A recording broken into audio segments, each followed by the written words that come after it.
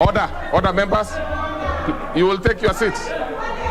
So as we go back, we go back, finalize the Honorable TJ. Honorable TJ, finalize. Just relax. Mr. Speaker, I think we are all entitled to come to this house and contribute like equal members of this house. Mr. Speaker, Honorable Duale should not take it upon himself that he has all the answers to this question. All of us are members of this house by virtue that we were elected. After all, I'm elected with more votes than he is. He was elected by 3,000 votes. 3,000 votes from Garissa. 3,000 votes from Garissa.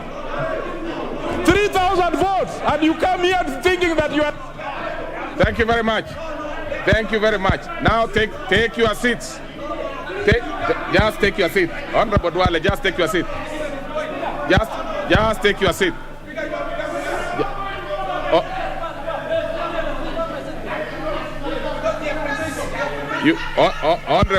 Honorable Sankok, now take your seats. Take your seat.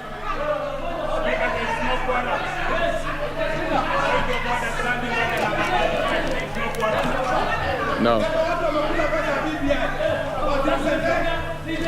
Honorable members, now that you have the honorable everybody has finished their contribution. Now.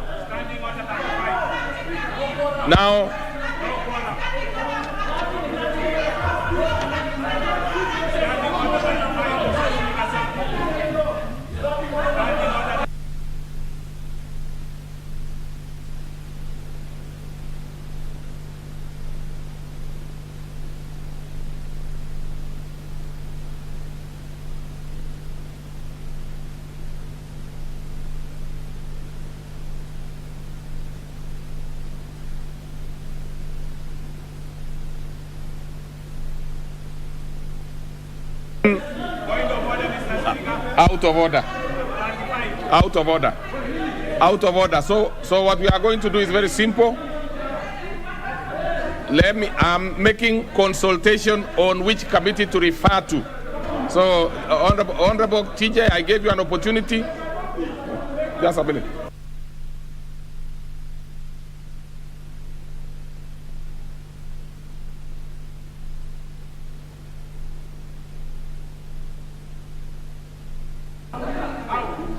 So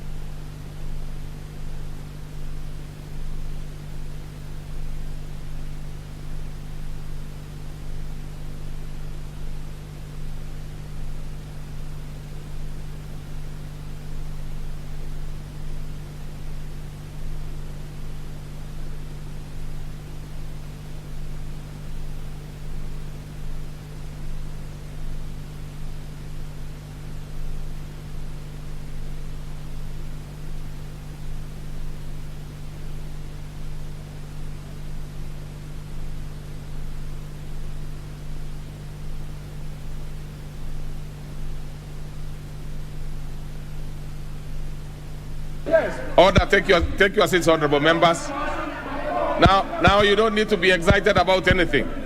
Now the Honorable Duale and TJ Kajuang can be discussing their things there, but we are going to make consultation on what step to take. So please, you really don't have to. Just take your seats, honorable members. Take your seats. You know, I gave the Honorable TJ expecting him to bring in the legal bit of it, but he didn't make it. So let's just proceed with this statement. There is that thing we are not opening it up. That one will be revisited. Not this one. Now first of all, before you rise on your point of order, every member take your seat. Be silent. then we will be able to discuss. But if you keep throwing matters between yourselves, it will not help anybody. The Honorable TJ Kajwang was contributing. He was actually giving a contribution. So it was right for the Honorable Duale to rise on a point of order. It is okay. But what we cannot accept is when order. Sit down. You are extremely unruly nowadays. You are extremely. Sit down and keep quiet. Please. You see, we cannot have, there are people here, and we know it because we've been here long enough. Towards an election, people would want to shout, say all sorts of things, because they are speaking to constituencies outside this house. I have noticed one particular member, for example. I've noticed one particular member who is all the time shouting, and if you ask even that particular member to say anything to this particular thing, probably doesn't know what is proceeding. Now, what was so difficult with what the Honorable Duale, and I gave the Honorable TJ Kajwang, a member did not even notice that actually the Honorable Kajwang was not on a point of order. I sit here myself, and I know when I give you an opportunity to contribute and bring your intellectual input into this particular thing. Now, another member of this other side just, wants to say everything about anything. You see, and it is known who these particular members are. And shouting. I can assure you, honorable members, having been among the people who are in this house today, here, is only one member who came here earlier than myself. And I have noticed, even if you shout that hard, if you are not working very hard down there, there is really nothing much that shouting can come. Let us engage in intellectual discourse. Let us legislate. When we give an opportunity to the member, like the member for Waraka, let's listen to him. Let us see if he has something that he wants to contribute to this one. In the meantime, what every other speaker does is, as they give members an opportunity, they are also consulting on other matters that deal with this particular thing that is here. So what is this that would be shouting at each other here? We could do much better listening to each other. So can we take our piece? Now, we will give an opportunity to the two members, but on the issue of referral. On the issue of referral. On the issue of referral. Because as far as I'm concerned, that decision I will make. And it does not matter, even if you shout, because the decision that I will make will go unanswered, and it will be handled in that matter. So it is sometimes much better when you are able to get minds of colleagues in the House and see whether there is any way that can be modified to make the matter even better.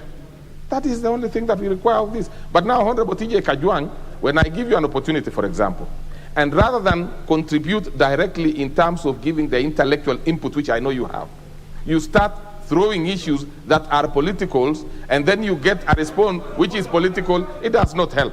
It does not help. So this matter will be resolved. There should be no problem. There should be no problem. We are going to be consulting, and you can see there are quite a number of officers here. We will consult, and we will make a decision that will be good for the House and for posterity. Please, honorable members, let's take your piece. So as we look at this, so I'll make the last honorable TJ. Now I don't think I need any more of this contribution. I think it's something that I need to quickly deal with it.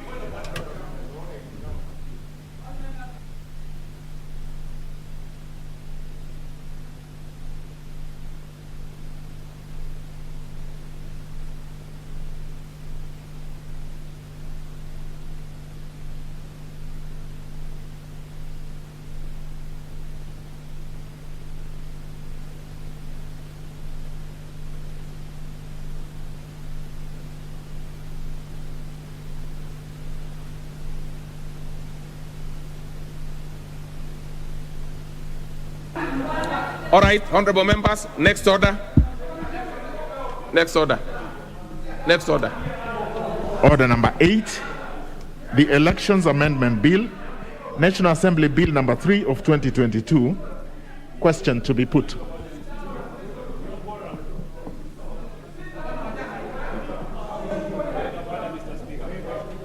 Just a minute.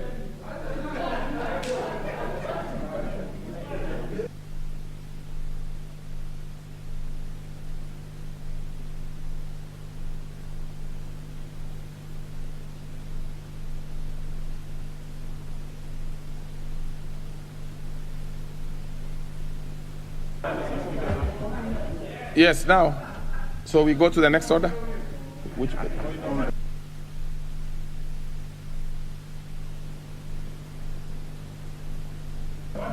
that can be stood down. Oangwe. Thank you, Honorable Speaker. Honorable Speaker, I rise on Standing Order 53.3 that following the order which the clerk has just read, I wish to seek that, Honorable Speaker, due to some consultations which are still going on, I seek that you kindly allow us one more opportunity so that you put the question on a date which you'll decide by yourself. Thank you, Honorable Speaker. We do have a series of, that is on order number 8. Order number 8? Yes, so we go to the next order. Order number 9, the motion approval of the mediated version of the county government's additional allocation bill, Senate Bill number 35 of 2021.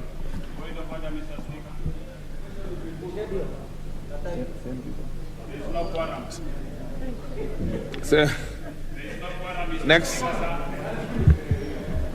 Thank you, Honorable Speaker. Honorable Speaker, I rise on Standing Order 53.3 once more to seek that you allow the committee another one more session and you appoint a time at your own discretion, Honorable Speaker, so that you put the question next time. Thank you, Honorable Speaker. Next order. That is done. Order number 10, motion, report of the Committee of the Whole House on its consideration of the coffee bill, Senate Bill number 22 of 2020, question to be put.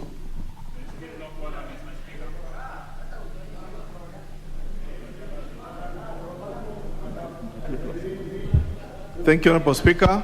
Honorable Speaker, I rise on Standing Order 53.3 once more to seek that you allow me one more opportunity, Honorable Speaker, so that we can consult with the Committee on Agriculture and you appoint the next opportune moment to put the question. Thank you, Honorable Speaker. Okay. So I then proceed, of course, under the circumstances, to defer order number 11, because if we are getting a second shot on order number 10, that is what would have begotten the order number 11. So we go to the next order, but defer.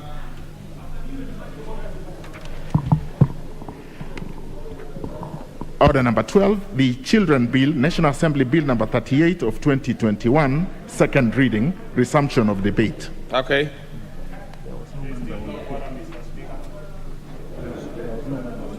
There was no member on the floor, so I give any member. I want to see who is interested on this particular one on children, the Children Bill.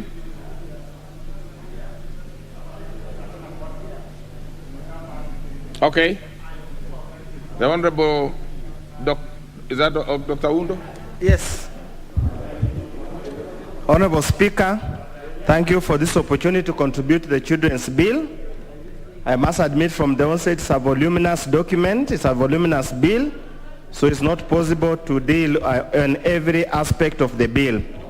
Honorable Speaker, from the onset, we need to appreciate the important role children play in the lives of this country, in their families, and society at large. Honorable Speaker, we must also note from the onset that there has been many cases where children have been abused or denied their rights as dictated in the Constitution of Kenya and the various international conventions or practices and norms all over the country and the continent of Africa.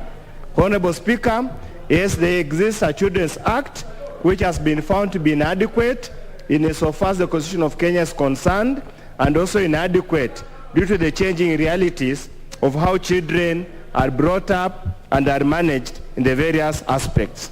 Honorable Speaker, indeed all over the world, children are our future, and consequently, a lot of effort is normally taken to ensure that children are protected adequately.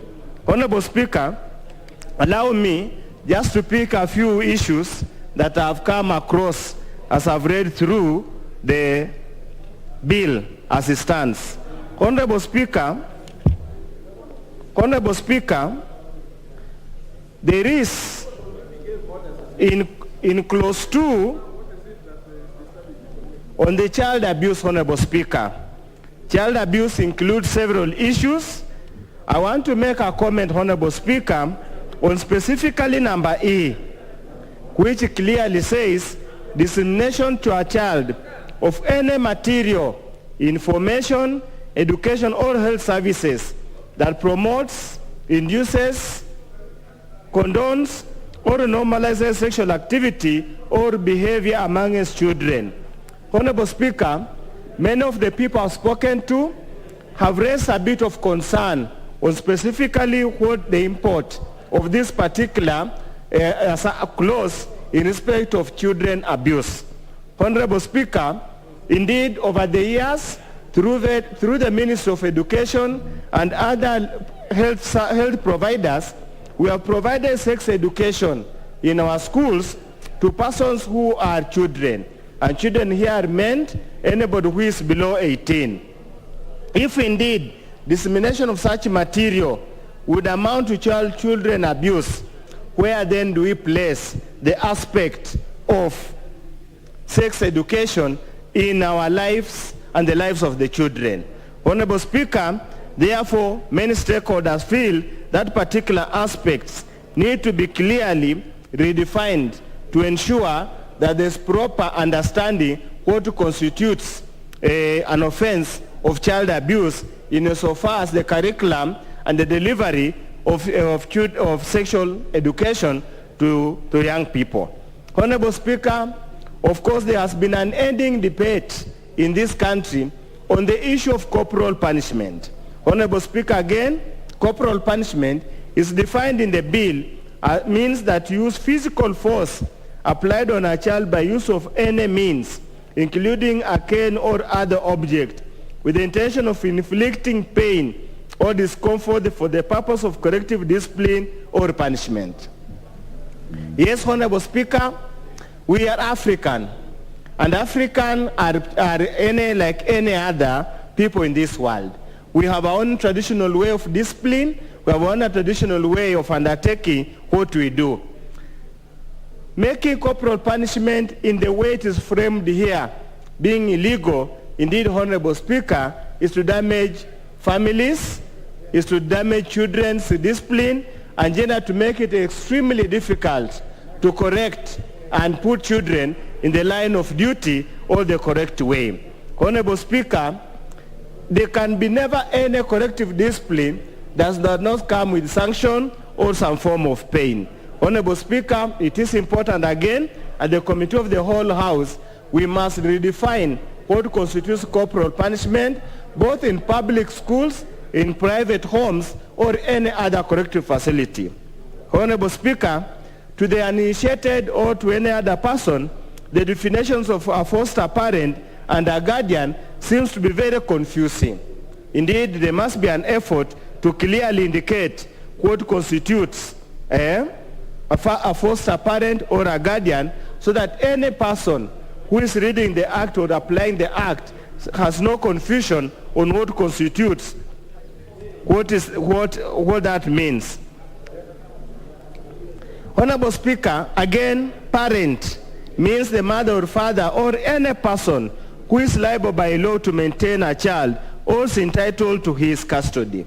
Again, this particular definition, Honorable Speaker, brings a lot of confusion. A parent must be very clear, a foster parent must be very clear, a guardian parent must be very clear, and a person who has taken parental responsibility must also be very clear. Therefore, we need to be very clear on what we do, how we go ahead. Honorable Speaker, there is radicalization, which is a fairly nebulous term. Honorable Laundo, you had spoken to the bill? No, Honorable Speaker. No? No. I was called, and since I was not ready, I deferred my comments, and it is clear on the Hansard. Okay. I am very clear in my mind, Honorable very Speaker. Clear about that? I have been here for 4.5 years, yes, and I'm a fairly fast learner. Okay. And I remember on that particular day, I clearly raised the concern and the speaker who was seated on the seat, Yes. the substantive deputy speaker Yeah. clearly said, since we didn't have numbers, let us just move the bill. We'll contribute. There will be another time slated for contribution on the bill. Okay, I'll go by your word. Yes, Go you on. can rest assured. I don't lie. Honorable Speaker, Honorable Speaker, Honorable Millie, Honorable Millie.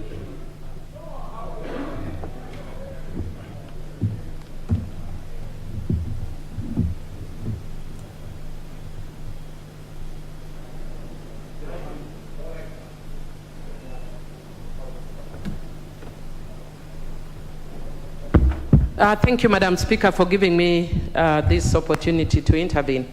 Madam Speaker, I do apologize for my brother for interrupting. I didn't wish to do so. There's an issue that I'd raised with the Speaker informally, but I want to put it formally. That even as we are moving the children's bill, I know that it is in the Committee of Social Welfare or something like that. Labor. Should be the Committee of Labor. Committee of Labor, yes, the Committee of Labor. But, Madam Speaker, there are also issues relating to it that I think ideally should be looked at by the Committee of Justice. And I was wondering whether they could actually have a joint meeting. Madam Speaker, one of the reasons is because I have seen that my bill on child justice has finally been gazetted.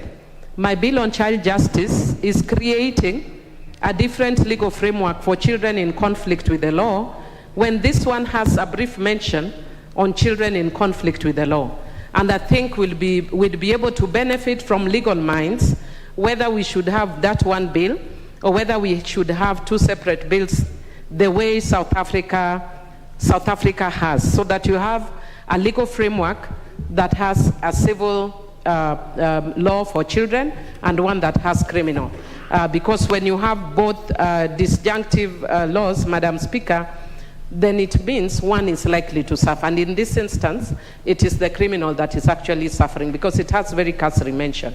So I'd made this, as again I'd indicated, an informal request to the Speaker. So I'm actually making a formal request if the two committees could sit together, because my bill on child justice was dealt with with the Committee on Legal Affairs, yet this was Labor. So I didn't actually have the benefit of appearing before the Committee on Labor. I appeared before the Committee on Justice. Madam Speaker, I don't know if you're listening to me because your attention is a little bit distracted. Just go on, Honorable Millie, make your point. Yes, Madam Speaker, I was just saying that I actually had the occasion to appear before the Committee on Justice with the Child Justice Bill, but I didn't have occasion to appear before the Committee on Labor with the provisions which are also in the same bill. So I was just wondering, even as we go on, I'm not saying we stop the second reading, which is okay, but is it possible in the process for the Committee on Justice and the Labor Committee to sit together and give guidance? Because if indeed they find that my bill on child justice is more comprehensive, then we can just bring amendments to remove the provisions on child justice from the children bill and then fast track the child justice so that it moves at the same pace with this one. Thank you, Madam Speaker. Okay, I know we've eaten into some minutes of Honorable Oundo, but Honorable Millie, I'll just do a bit of consultation with the clerks and then I'll respond to you. So, Honorable Oundo, I'm sure the clerk will be able to compensate the time lost. Go on. Go on. Okay. Thank you, Honorable Speaker. As I was indicating, that the bill is a fairly comprehensive bill, but it contains issues that I have been told to come and articulate on this floor. I've mentioned a few. As I continue, Honorable Speaker, when we go to clause 6 of the bill, Honorable Speaker, it reads that every child shall have a right to a name and nationality, and as far as possible, the right to know and be reared by their parents. Honorable Speaker, the boy child has sent me the men who are still in the business of having children, like some of my colleagues here and outside there, Honorable Speaker, they have said there has been so many cases of fraudulent claims by the mothers in so far as parenthood or fatherhood of the child. Therefore, Honorable Speaker, there has been a request, and I hope the committee handling the bill is listening. There has been a request that before the child is given a name, which naturally will bear in a paternalistic society like ours, will bear the name of the father, proof of biological fatherhood must be established beyond reasonable doubt. And I've been told that can only be established by way of DNA.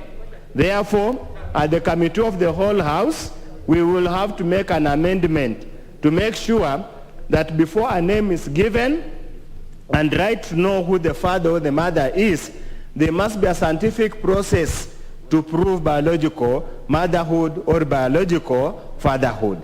Indeed, there has been so many jokes and so many bars all over the place, and there's an advert going around that why waste 18 years of school fees if you can spend 18,000 to save you 18 years of school fees. Honorable Speaker, there is also an emerging trend that the bill does not seem to have captured. The cases where probably vulnerable families or families that are unable to maintain the child to a certain standard or level undertake what we call voluntary surrender of parenthood without necessarily amounting to adoption or amounting to the religion of duty. How do we then handle in such a matter where a parent or parents have had voluntary surrender of parenthood? So those are some of the debates, Honorable Speaker, that needs to be very clear to be understood. Honorable Speaker, if we go to clause 12, it mirrors some provisions in the Basic Education Act. However, Honorable Speaker, indeed it would have been far much better to tighten it up and clearly make it mandatory that every parent has got a parental obligation to take their school-going children to school. In the event of failure to do so, what sanctions are there to be imposed?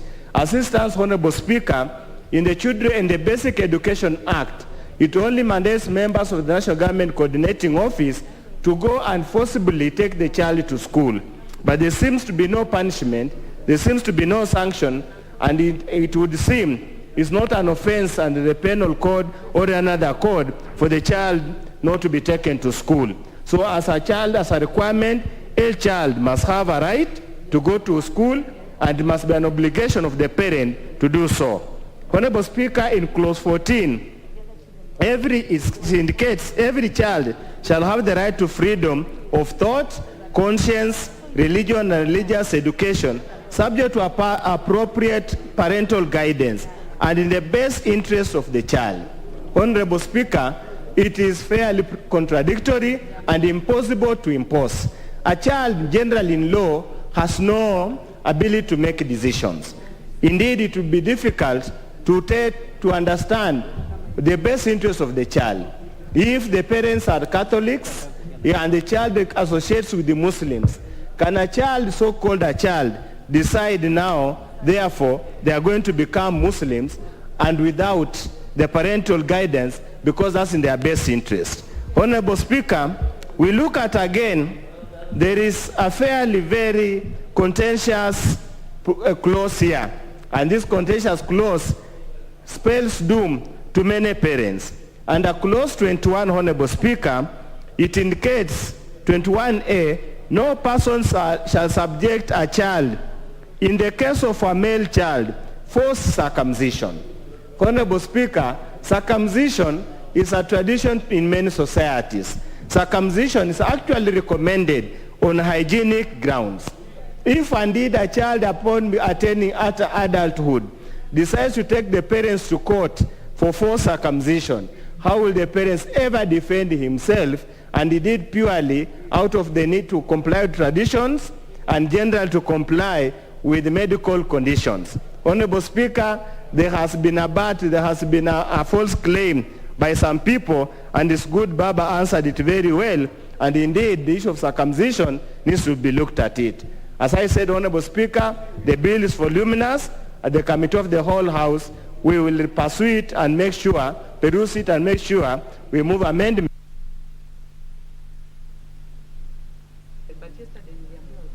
Honorable Oundo, you finished?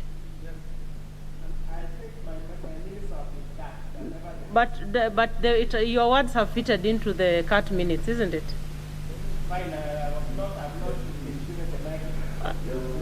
Support.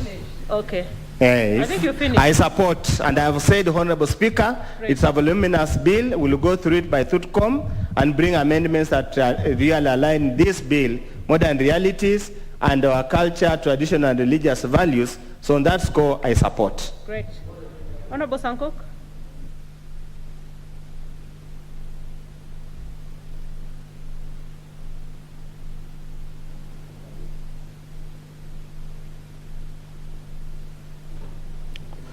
Thank you very much, Honorable Speaker, because I rise to interrogate this very important bill. Children are our future, and there is no country without children. Honorable Speaker, and this bill have attracted a lot of interest. And Honorable Speaker, the interest that it attracts, I don't know where it emanates. First, this bill was moved in this House before the report of the committee was tabled. I'm a member of the Labor and Social Welfare Committee. Even before we finished public participation, the report was already tabled in this House. Honorable Speaker, it is for the first time that the leader of majority came to the committee, sat through a whole retreat of a committee. Honorable Speaker, I don't know what form of interest it attracts from other quarters. Honorable Speaker, we even know that there are members of this House who run children homes. Honorable Speaker, it is really attracting a lot of emotions, and we need to prosecute this bill. It is very voluminous and it is very detailed so that we can protect our children, Honorable Speaker. Honorable Speaker, there is also a 20-year moratorium which is renewable on international adoption, because the government have realized, and through a lot of investigation, have known that our children, in the pretense of being internationally adopted, are being trafficked for the purposes of organ harvesting, for the purposes of sexual molestation, Honorable Speaker, and for purposes of pornographic video businesses. Honorable Speaker, our children who are adopted internationally are going through a lot, Honorable Speaker. And there is no law that will make us protect, because they are now under the laws of that land. In the pretext of international adoption, which I thank the government of Kenya for putting a moratorium on all international adoption for 20 years, which is renewable. But there are cartels who have rushed with this bill to try and reopen through the back door that international, moratorium on international adoption, so that they can continue with their illegal business of selling our children abroad, selling our children for organ harvesting, selling our children for some people to go and grow them up and marry them, and for some people to use them in the business of pornographic videos. Let us say as it is, Honorable Speaker. Honorable Speaker, we have gone to children homes, and in those children homes, you will find that those abandoned children that have collected on the streets, majority of them are boys. But when you go to the international adoption, majority that are adopted are girls. Honorable Speaker. Honorable Speaker, an old man come and pretend to be adopting a child. Go and use that child as a maid, or grow up that child for marriage purposes, Honorable Speaker. And we don't know when they start this marriage business, whether when the child was 9 years, and so on, Honorable Speaker. There are evidence that children that have been adopted by parents internationally and even nationally have ended up being wives of the purported parents or purported adopters, Honorable Speaker. Now the question is, when did they start realizing that this is not my biological child? This can be like a baby oryx that can be adopted in other means. Is it when the child was 9 years? Was it when the child was 12 years, Honorable Speaker? Honorable Speaker, we have gone to these children's homes, especially the private ones, Honorable Speaker, and you will know that the highest number of abandoned children in any country is children with disabilities, and it is children who are positive on HIV/AIDS. Honorable Speaker, go to these private children's homes. You will find no child with disability. Why? Because they are not sellable. Because they fetch no money. They are not good breeds for selling, Honorable Speaker. Honorable Speaker, you will not find children with HIV/AIDS, and we know they are the ones that are being abandoned, Honorable Speaker. And that is the purpose of children's homes. They are supposed to assist the most vulnerable children. And I think the most vulnerable children are children with disabilities and children who are HIV/AIDS positive. But you will not find them in these private homes because this is a breeding ground for children to be sold. And a child with disability is not a very good breed to be sold. It will not fetch any money, Honorable Speaker, because these children's homes are selling our children. That is a fact, Honorable Speaker. Honorable Speaker, Child Welfare Society of Kenya, Child Welfare Society of Kenya is a government institution that is mandated in taking care of our children. It is sponsored and supported by Exchequer through this house. It have capacity. It have homes all over this country. It have enough personnel. It is the one that is supposed to take care of our children because it is a government institution and cannot sell our children. But the cartels in child trafficking are fighting Child Welfare Society. In fact, you saw a video that was going out that it was an expose that the Child Welfare Society of Kenya is misusing our children, is treating our children with drugs that are not prescribed by doctors, even though we know that they were giving the children, supplement. Some of these children are children with disability that require supplement. Children with cerebral palsy require supplement. What's out of order?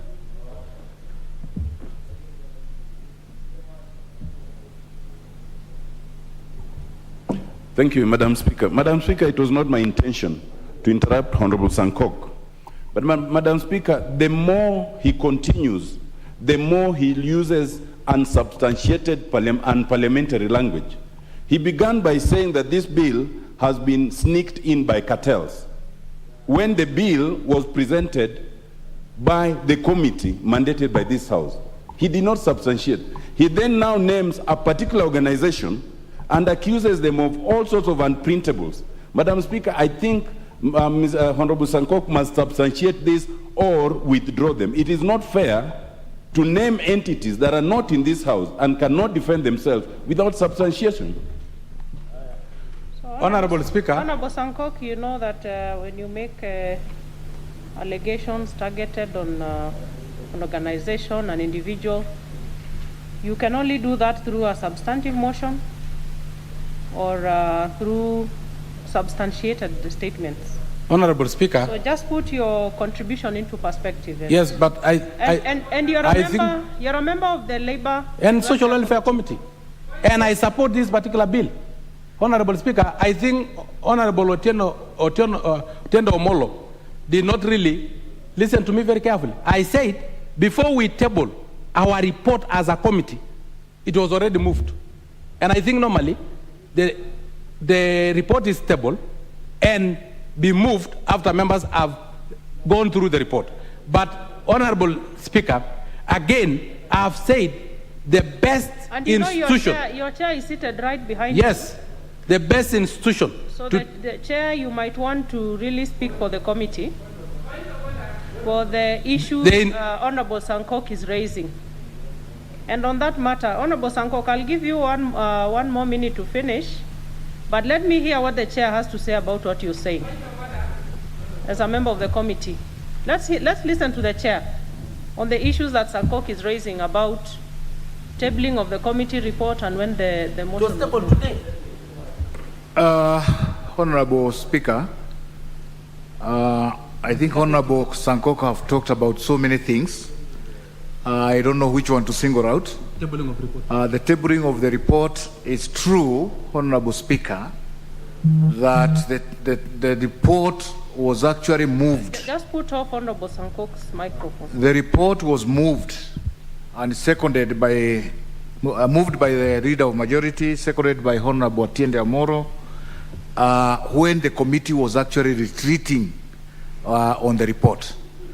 And whereas I have no problem with that, and I did communicate to the Leader of Majority, we didn't have any problem with that, because this afternoon I did table the report, Honorable Speaker, and members saw the volumes that we have had to deal with.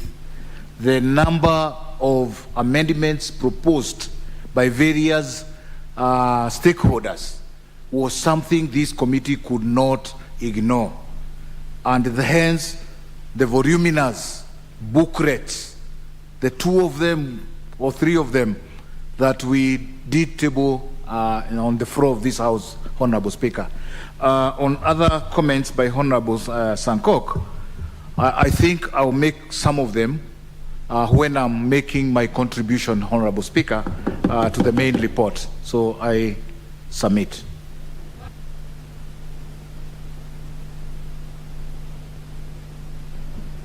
Honorable Mili?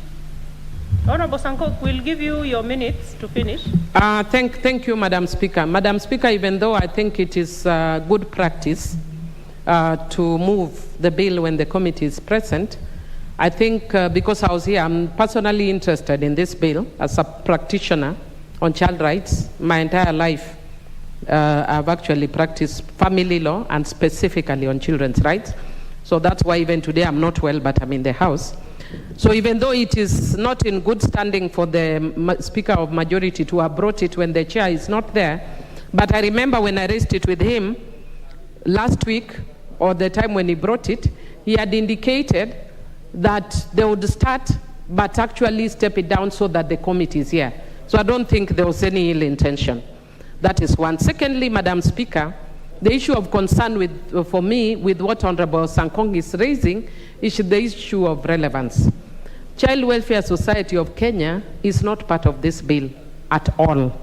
So the issue of whether people are trying to undermine it or not does not arise. It's not in this bill whatsoever. It's not. Okay, well, Honorable Sankok, I'll give you your 2 minutes, but I think it's plainly clear now that the bill, the second reading of the bill is clearly, properly before the House, because the mover had the blessing and permission of the Speaker to do it, irrespective of the fact that the tabling of the report came later. So let's put that to rest. Yes, thank you very much. I was only trying to build up a point that why all these interests and why this haste, Honorable Speaker, because it is actually, and the people raising points of orders are conflict of interest. I've just painfully heard that Omolo Otiende seconded the bill. We support this bill. But what I'm saying is that we should, as a House, make sure that there is nothing like international adoption, because the fight against Child Welfare Society, which is a very important stakeholder in this one, against what Millie Odhiambo have said, are very important. I personally visited, and we as a committee visited Child Welfare Society, Mama Ngina Children Home. And it's only where we can find children with disability. You remember Ben Busia, I rescued from Narok. A child who was detained in a house pen, in a cattle, is it a sheep pen, for almost 10 years. His house in child welfare society. But you cannot find these children with disability, with cerebral palsy, who are abandoned in large numbers in private children's homes because they cannot fetch any money. Honorable Speaker, we have enough parents within this country to adopt children. There is a committee of expert report that indicated that for every one abandoned child in Kenya, there are 6 parents, Kenyan parents, who are willing to adopt that child. But because they cannot pay enough money like the foreign parents, purported parents, the children are not given for adoption within our country. Instead, these cartels are fighting for us to return the international adoption so that they can sell our children overseas for child trafficking, for organ harvesting, and for abuse in terms of sex, Honorable Speaker. We cannot. And I urge this House to make sure that as we support this bill, because for us, we have put out the issue of foreign adoption forever, like other countries like Rwanda.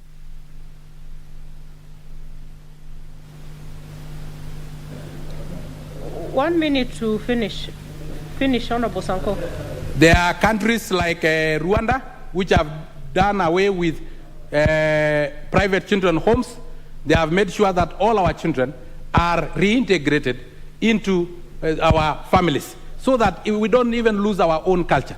We need enough human resource. And as I've told you, Honorable Speaker, we have enough parents here to adopt our own children. Let us not let our children be trafficked abroad, Honorable Speaker. Now people are looking for even organs from the pigs. You remember the pig heart that was used? They will traffic our children for harvesting of those organs, Honorable Speaker. So, Honorable Speaker, the bill as per our committee is that there will be no foreign adoption. And we request that anybody who is for our children, no foreign adoption. For those who want to sell our children, sorry for you. I support. And I think there's a moratorium against international adoption. We want to extend forever. Honorable Otiende Amolo, you seconded the bill, so you cannot speak to it again. You cannot speak to it. Honorable Otiende, you cannot speak.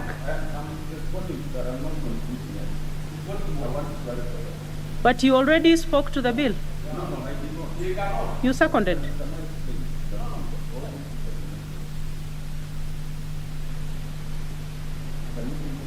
But on what basis, Honorable Otiende? No.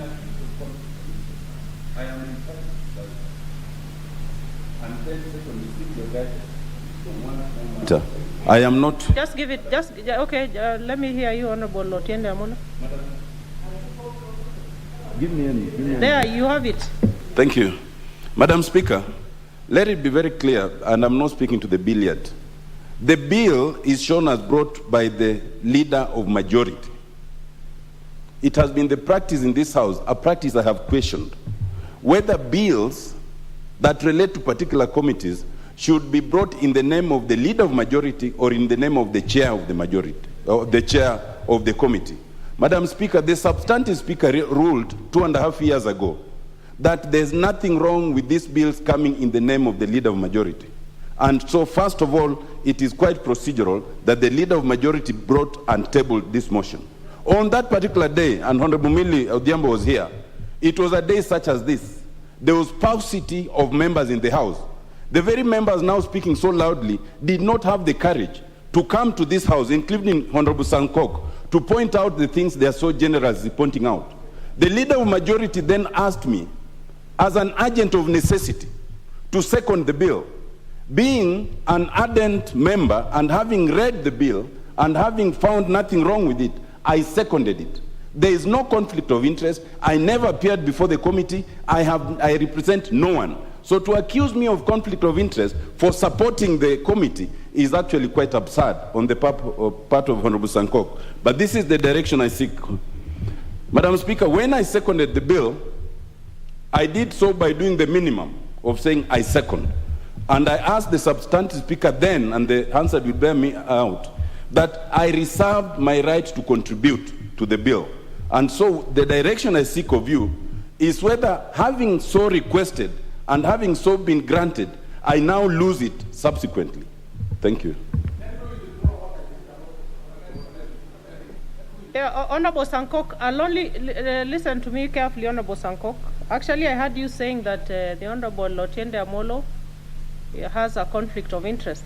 And he has clarified that all he did was to second the bill. So you just withdraw that statement and unconditionally.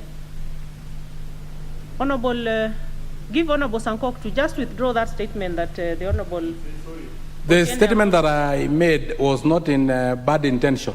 It's only that he seconded while the report was not ready, and you hear that he was even hijacked just to second because there was a hurry because of the conflict of interest. But if I did something wrong to Honorable Otiende Omolo, I respect him as a senior counsel. I withdraw and apologize to him because he's a senior counsel. He is a respected member of this house. But we know that there is a chain from all the way from judiciary to private children home that are selling our children. You're out of order, Honorable Sankok.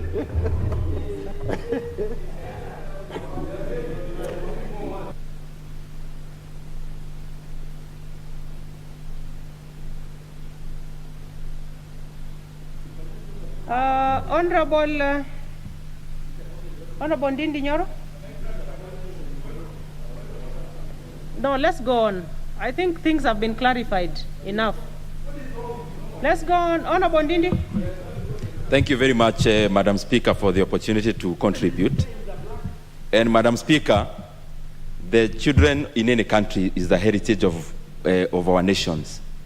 Because, Madam Speaker, all of us here have been children. And every adult have to pass through that stage.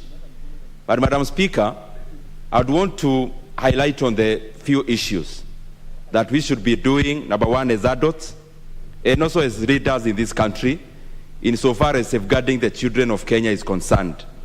And Madam Speaker, looking at it broadly, I think the parameters on which we should be looking at as adults and as leaders are well defined in the welfare of the children of Kenya. And number one, Madam Speaker, is the issue of diet and making sure that those who are younger than us, Madam Speaker, are well replenished, but more so with the right diet for them to grow, Madam Speaker, to be responsible adults of Kenya and source of labor for our economy. Number two, Madam Speaker, and very important, is the issue of health, making sure, Madam Speaker, that the children that we raise up are well catered for in matters of health. And Madam Speaker, that goes into us as leaders and as government, making sure that our children, Madam Speaker, have access to the right health, Madam Speaker, and for them to be raised up in a good manner. But I would want to speak more on the issue of education. Because, Madam Speaker, as we know, the age on which any person is called a child is that age between 0 years to 18. But in between it, Madam Speaker, there are stages of newborn, there is a stage of infant, but also the stage of school-going children. And Madam Speaker, school-going children in Kenya means from primary school and even pre-primary to primary, going all the way to secondary school or what we call high school.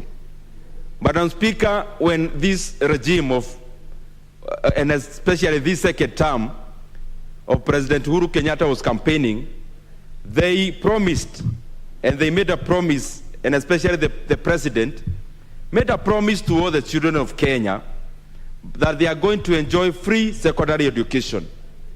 But as a member of parliament, and I am sure my colleagues can bear me witness, what we call free secondary education in Kenya is more or less like a mirage.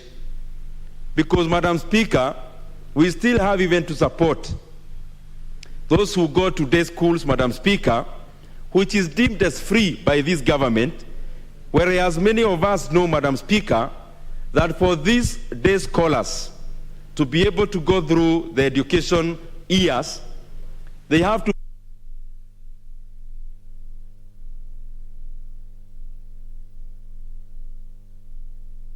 Madam Speaker, when we call it free, it has to be actually free indeed. And therefore, there is the responsibility of government, Madam Speaker, to make sure that the children of Kenya go through the education years and process in a manner that they can afford. And Madam Speaker, for us to come and lie to our children and even their parents that there is free secondary education in Kenya, Madam Speaker, that is a lie, because in the practice and what they go through is that they actually have to pay more than 10,000 per annum, Madam Speaker, in our day schools. Madam Speaker, also, I think we need to regularize all the institutions, the children's homes, Madam Speaker, and all other charitable institutions that deal with children.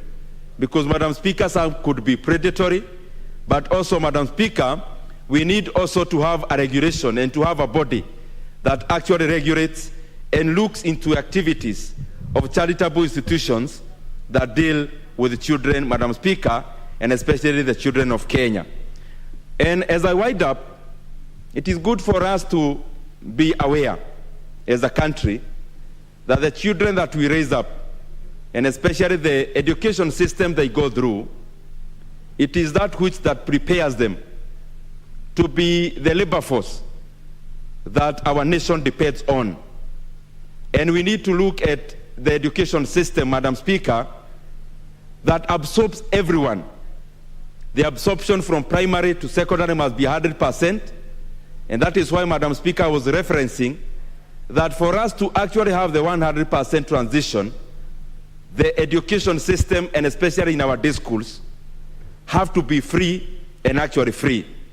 But also, we need to look at even what we teach in the primary school and in our secondary school, Madam Speaker, because yes, currently we have the CBC program, which has turned out to be very expensive to our parents. And we also need, Madam Speaker, to look at how the government can shoulder the burden of the parents of Kenya, and especially in this regime of CBC, which to some could be unaffordable, Madam Speaker. But we also need to be very forthright in matters of STEM, because the current economy of the world is relying more on tech, Madam Speaker, on changing dynamics in terms of technology, and that cannot be done just in the tertiary level.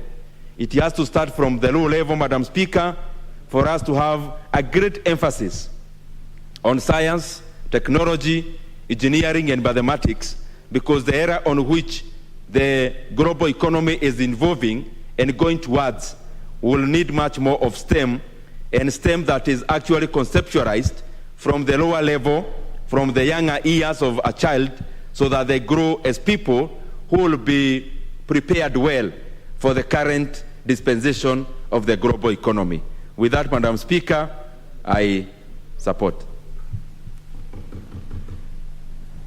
All right, and Honorable Millie, just to go back to the issue you raised about the Children's Act and the Child Justice Bill, the Children's Bill and the Child Justice Bill. I will direct that you put your heads together. You notice that the Chair for Justice is not in the House, and also the Leader of Majority. And I think you raise an issue of great concern, that for the amendments that you spoke to for them to gain the prominence they deserve and the attention, maybe you need to consolidate them into one bill, or whichever other best way that you will, the four of you will agree. So I will direct that the Leader of Majority to convene a putting of minds together between yourself, the Chair Labor, and the Chair Justice. And I'm sure you'll find a way forward. Honorable Wachira Kabinga. Thank you, Madam Speaker. Before I make my contribution to this bill, I want to make a note to two things. Number one, I want my brother, Honorable Otiende Omoro, to know that the committee appreciates his seconding of the bill, and we really were in consultation with the Leader of Majority, so we have really no problem with that.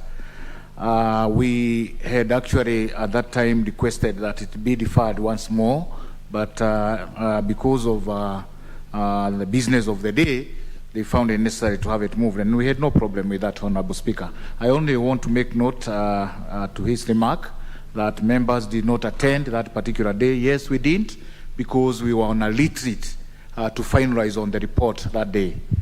The other point I want to make, Honorable Speaker, is that it would have been my wish as a chair to be given priority so that I can put the bill into perspective before the rest of the contributions, because we have given members a chance to contribute and probably without the input of the committee. So I would have really wished. Actually, Honorable Kabinga, that must have been an oversight.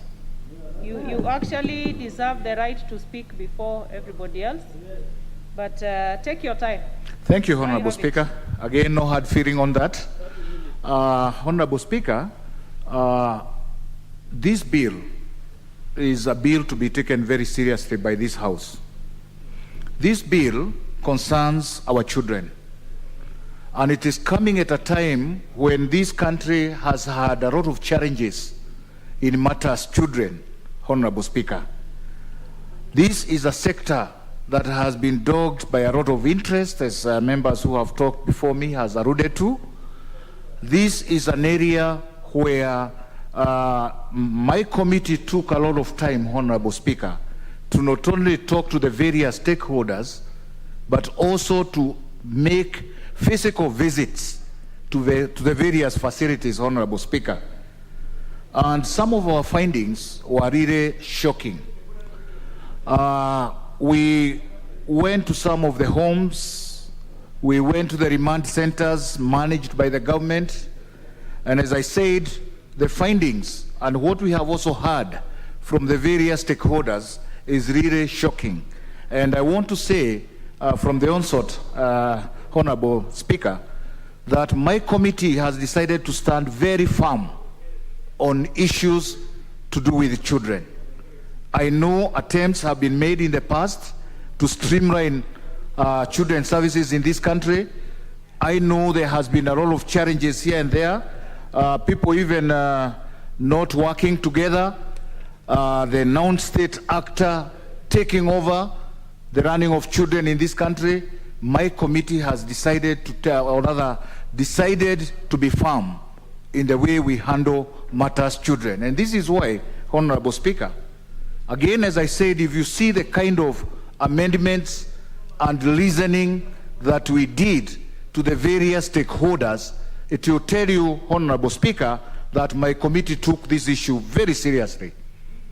At times, Honorable Speaker, we were retiring at around 11 at night, still going through the various amendments that were presented to us, and we decided not to ignore any. Consequently, Honorable Speaker, I can say without any fear of contradiction that the committee as it stands has all the information that it requires to push through this particular bill, Honorable Speaker. Honorable Speaker, there are some issues that we dealt on that were very important as we reviewed this particular bill. One of it was on the area of adoption. And I don't want to repeat what members here have talked about, but it is true that adoption in the past has been used as a conduit of trafficking and mistreating children in this country. And as a result, Honorable Speaker, we dwelt on the issue of adoption intensively. And we also considered the moratorium that was put in place, why the moratorium came about, and what the government decided through a cabinet paper, a cabinet directive on that moratorium. And Honorable Speaker, we also looked at the improvements that may have been done since the moratorium was put in place. And as we will be probably adding during the committee of the whole, and I know there will be amendments to come on this, Honorable Speaker, that's no doubt, because as I said, Even as we are talking here, there are many people who are reasoning and watching us out there simply because there is a lot of interest. But we are determined to move on as a committee. Honorable Speaker, we decided to uphold the moratorium on the basis that the country has not fulfilled some of the promises that were made to ensure that we go back to the international adoption, Honorable Speaker. The other issue that we dwelt on is issues to do with the children homes, the institute, the various institutes, the children care institutes in this country. And Honorable Speaker, we reviewed the policy of this country. And the policy was very clear that over time, we should phase out the issue of children homes in this country. And we dealt on it, we looked at it, we listened, and we made recommendations on the same, Honorable Speaker, that we need over time to move to family care and do away with these homes. Again, that is contained in our report. We will be looking at it. But we also looked at the realities of the same, Honorable Speaker, and the committee decided that we cannot and we will not be able to close them down immediately, Honorable Speaker, and therefore we have given a period through which we should be able to phase out those children's homes so that we engage on family care, Honorable Speaker. In doing so, again, we did look at various case studies, Rwanda being one, South Africa being one, and we looked at how they have gone about it. And it is true that while Rwanda has closed down on international or inter-country adoption, South Africa reopened, and reopened after they were able to develop a clear legal framework that one can really see how it flows. And I wish members here will take time to look at our report, because that one again is well attached to that report, Honorable Speaker. Rwanda is still closed because they are still not, they still not have built up the capacity to deal with international adoption. Again, that's an area that has attracted a lot of interest. Many of the non-state actors would want to push this country into opening up immediately, even before building up the structures. We advise against that, Honorable Speaker, and say that we need to uphold the moratorium until such time we can sit and say this country is now ready to for international adoption. Honorable Speaker, some of our findings were horrible. The international adoption that was being that was taking place in this country, you would never trace those children in any way.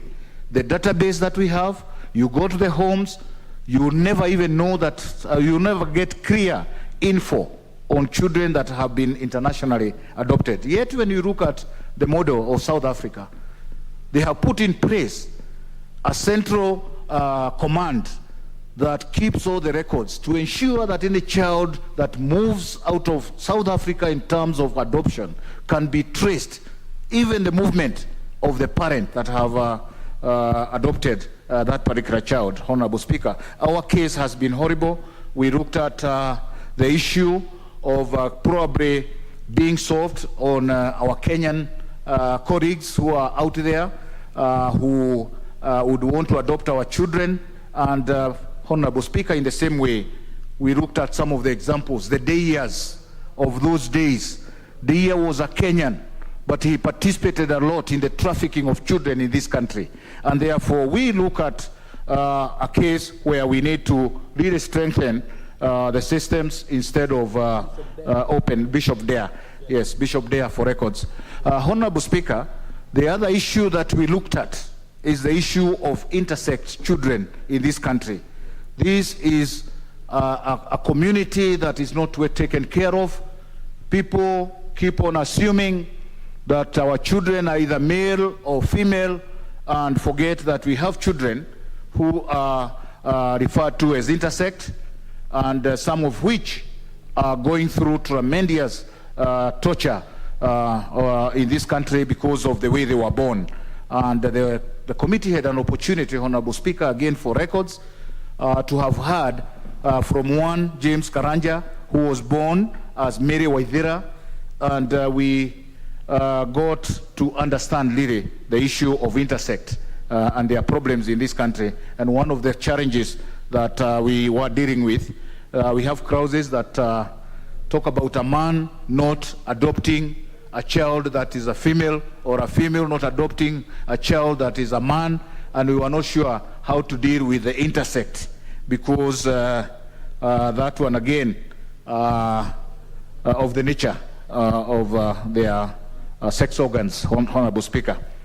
The other issue that this committee was really concerned about was the work relations between the various stakeholders in this country in matters children. And in this regard, for records, we looked at the children welfare services in the ministry. We also looked at the CCK, that is the child, the Council of Child Welfare Society, and we realized that the work and relationship, Honorable Speaker, is not the way we would expect. It's unfortunate that this committee may not have enough time to convene meetings between the various entities to really bring better work environment among those entities, Honorable Speaker. And because of that problem, some of the actors have taken advantage. They have either aligned themselves with the Children Welfare Services or the Children Council, and in the process have carried out activities in this country relating to children that are not favorable to our children. And it's for this reason that, again, we discovered that some of the strong institutions that have the capacity to help us take care of the children have been fought in this country. And the fighting is not for anything else. The fighting is geared towards, number one, ensuring that this country cannot be able to phase out the children homes because there are no other alternatives, that this country continues with international adoptions that has been a problem in this country, and as a result, Honorable Speaker, we made various recommendations, and one of them that is again attached to our report is ensuring that we understand the functions of the children welfare services in the ministry, the functions of the council itself, and also there are various other actors, including the main actor, which is the Children Welfare Society of Kenya, which is budgeted for in this country. And we kept on asking, if we have problems with some of these institutions, where are they budgeted for? And we came to realize that it's all about fighting, and this is why we're saying as a committee we will put efforts in the remaining time to ensure that we sit with these institutions so that each one of them can adhere to their functions as spelled out.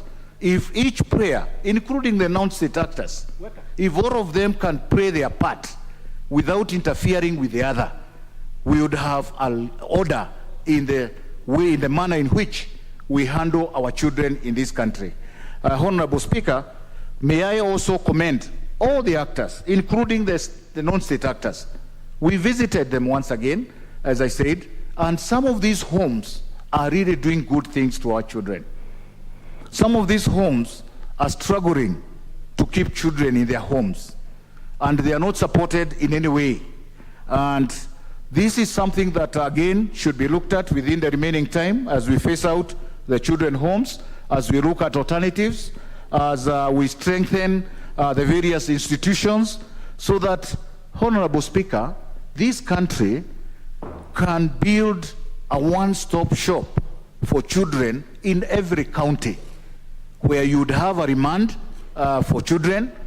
As it is now, if a child is held if a child is in conflict with the law in Turkana, that child becomes a problem to the police and to other state organs, because they have nowhere to keep that child. May it be a boy, may it be a girl, because there is no remand. And we are saying that moving forward, we need a one-stop shop where you can have a remand in one area. You can have infant care unit. Honorable Speaker, we visited the infant care unit in Kabete, and one is shocked to see the number of children that you'd find there. There are many children of 2 weeks, 1 week, who have been abandoned in this country probably because of the economic hardships that we're having. And so we recommended that we have these facilities in every county, and these facilities to be in the hands of the government, supported by the government, so that again, we do not have the conduit that we have observed. Honorable Speaker, one horrible story that we got was when there were too many abandoned children in hospitals, especially in Nairobi. And the directive that these children should be in children homes. Honorable Speaker, that directive was given. Many children were available to be taken to the homes. And it begs the question, where did the other children go? When these hospitals were asked, most of them would say that they traced their parents.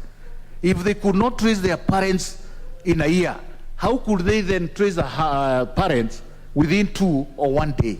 This again confirms that we have a real problem in this country on children, and I'm urging this House, even as it considers some of the amendments that will be brought about by various stakeholders, some of which will be sponsored to come to this House. We must be very careful. We must take time to scrutinize them. Otherwise, we will continue having the problems that our children have been going through all through. As somebody said, Honorable Speaker, you go to some of these homes, and again you are shocked. You find a school has been running for many years, but the children that you find there are in the age of 2 years.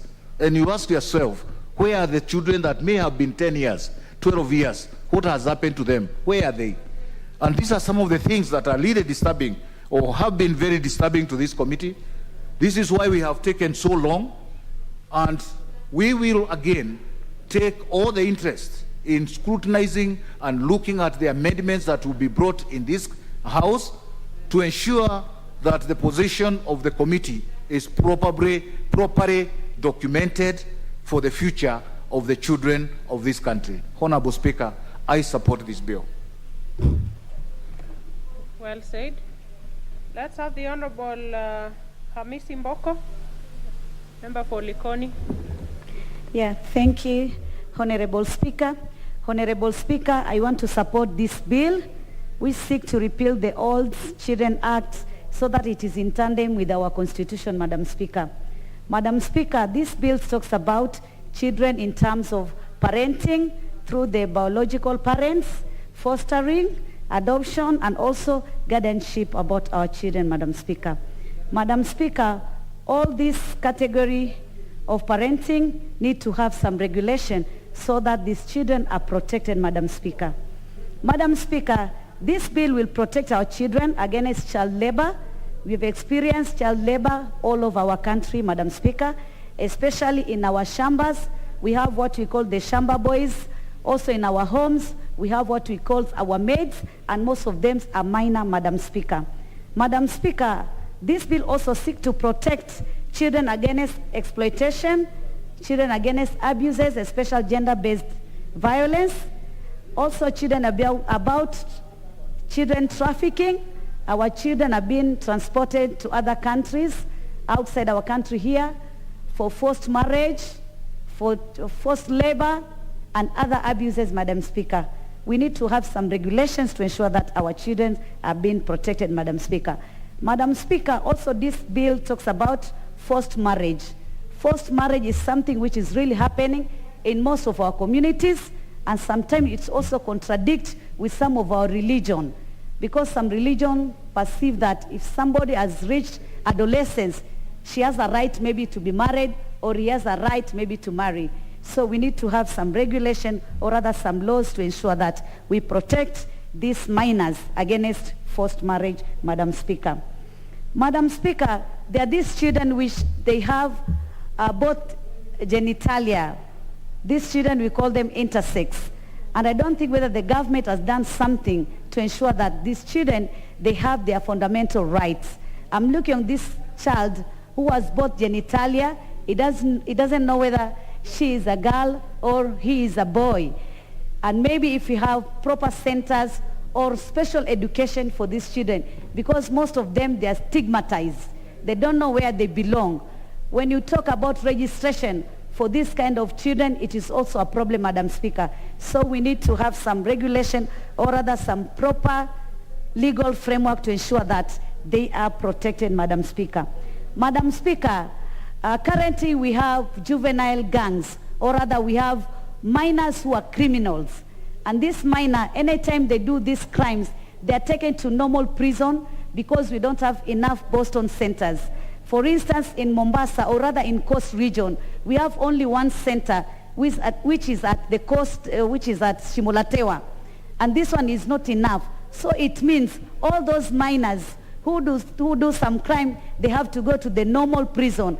And instead of being rehabilitated, they end up becoming hardcore criminals. Madam Speaker, there is a need to ensure that we have these rehabilitation centers to ensure that our children are not left to become criminals. Madam Speaker, something else is about children with disability. And most of the time when we talk about children with disability, we are forgetting that we have some clusters, or we have different types of disabilities.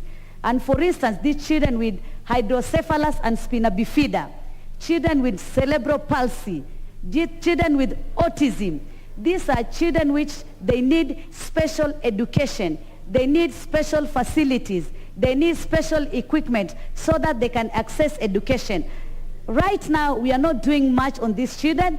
Yes, in our normal school, we have some units.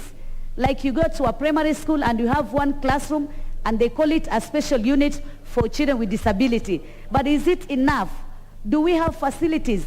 Do we have proper equipment? Do we have teachers who have been trained to ensure that even these kind of people or children, they have access to education, Madam Speaker?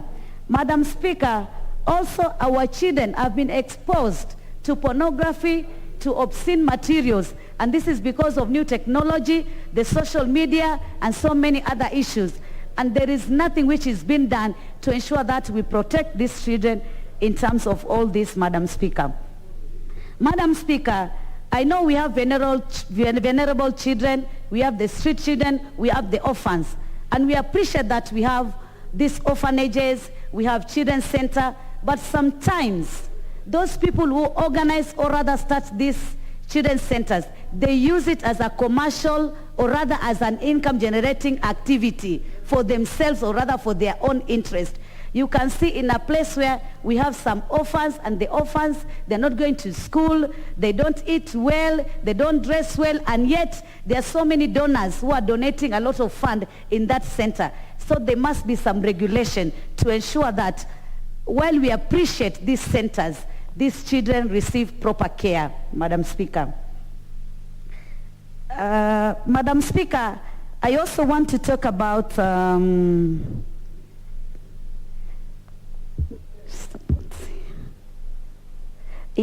same issue about education, Madam Speaker.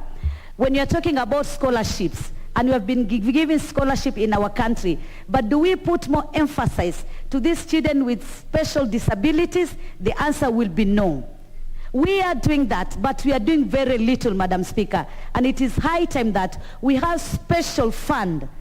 Because right now we have the presidential fund for education in terms of scholarship. Why can't we have a certain percentage, which we say this percentage will just go directly to these children with special needs in terms of education, Madam Speaker? Like those who are blind. In my place, the entire Coast Region, we have only one center, school for the blind, for the entire Coast Region. It is located in my constituency at Likoni constituency, Madam Speaker. And the children, there are so many of them. And that is why you can see the parents, they don't want to expose their children because they don't know where they're going to take them in terms of education, Madam Speaker. So it is high time when we are doing our budgeting here, even in the parliament, we need to know that these special children with special disabilities, they have to be taken care in terms of having some proper funding, Madam Speaker. Madam Speaker, the issue of trafficking, we have had so many cases of child trafficking, but yet we don't have solutions. So what kind of measures are we putting to ensure that we don't have? We have known about so many brothels where minors have been taken there for so many abuses, and yet we don't have any kind of solution, or rather any kinds of laws to ensure whether it is here in the country or outside the country. We have had so many cases. Our children have been taken from Kenya here, being cheated that they're going to be given jobs or they're going to be married to wealth people, only to see that they've just been receiving some abuses. This is another area, Madam Speaker, which we need to look at and ensure that there is proper regulation which is going to be implemented to ensure that our children are safe and free. When you are talking about foster parents, Madam Speaker, or we are talking about biological parents, their biological parents are not ready to give proper care to their children. They deny them education, they beat them, and they do so many other things. So even before you take a child from a biological parent to a foster parent, there must be a framework to ensure this foster parent is going to take care of this child who has been taken from her biological parent, Madam Speaker. The issue of registration, Madam Speaker, for those children who don't have parents, they are orphans. Neither father nor the mother is there with them. And here, according to our laws here, you need to take the birth certificate to your father, birth certificate of your mother, sometimes the identity card of your parents, and yet she's an orphan. And there are those who have been left. They don't even know who the parents are. There must be also a regulation, although I know there is a regulation that if a child has been seen in this country for a certain period of time, then is presumed to be a Kenyan child. But there need to be more proper legislation, or rather more proper regulation, to ensure that these children are being protected, not only for the issue of registration, but also for their welfare, Madam Speaker.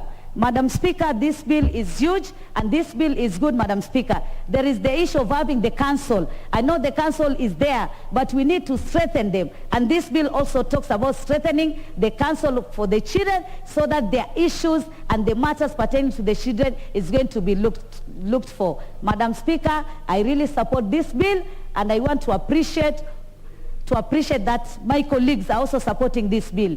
And I know as we go, we are going to bring some other more amendments, as what Honorable Millie Odhiambo has just said, so that we ensure we have an inclusive, all-inclusive, a comprehensive one, which will touch all the dynamics in terms of the matters to do with children. I thank you, Honorable Speaker.